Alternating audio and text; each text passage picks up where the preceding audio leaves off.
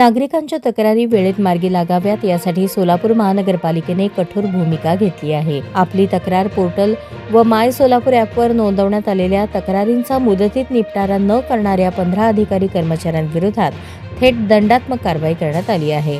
महापालिका उपायुक्त आशिष लोकरे यांनी ही कारवाई केली आहे।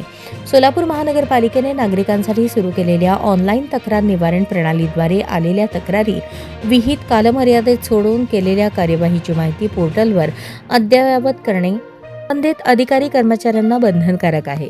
याबाबत महानगरपालिका आयुक्त डॉ. सचिन ओंबासे यांनी यापूर्वीच स्पष्ट आदेश दिले होते। मात्र अलीकडील आढाव्यात काही विभागातील तक्रारी या दीर्घकाळ प्रलंबित असल्याचे निदर्शनास आले। ही बाब गंभीर असून महाराष्ट्र महानगरपालिका अधिनियम कलम 56(2)(ड) अन्वये कारवाई करत विभागीय कार्यालय क्रमांक 1 ते 8 घनकचरा व्यवस्थापन विभाग व नगररचना कार्यालयाकडील 15 अधिकारी कर्मचाऱ्यांना दंड ठोठावण्यात आला आहे। या 15 कर्मचाऱ्यांकडे प्रलंबित असलेल्या 84 तक्रारींसाठी एकूण 8,400 रुपये इतका आर्थिक दंड आकारण्यात आला आहे। फेब्रुवारी 2026च्या वेतनातून एकरकमी वसुली करण्यात येणार आहे। भविष्यात दिरंगाई झाल्यास अधिक कठोर कारवाईचा इशारा महापालिका उपायुक्त आशिष लोकरे यांनी दिला आहे।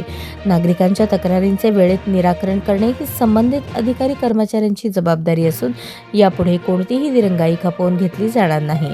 नागरिकांनीही आपली तक्रार पोर्टल आणि माय सोलापूर ॲपचा अधिकाधिक वापर करून आपल्या समस्या नोंदवाव्यात असे आवाहन उपायुक्त आशिष लोकरे यांनी केले आहे।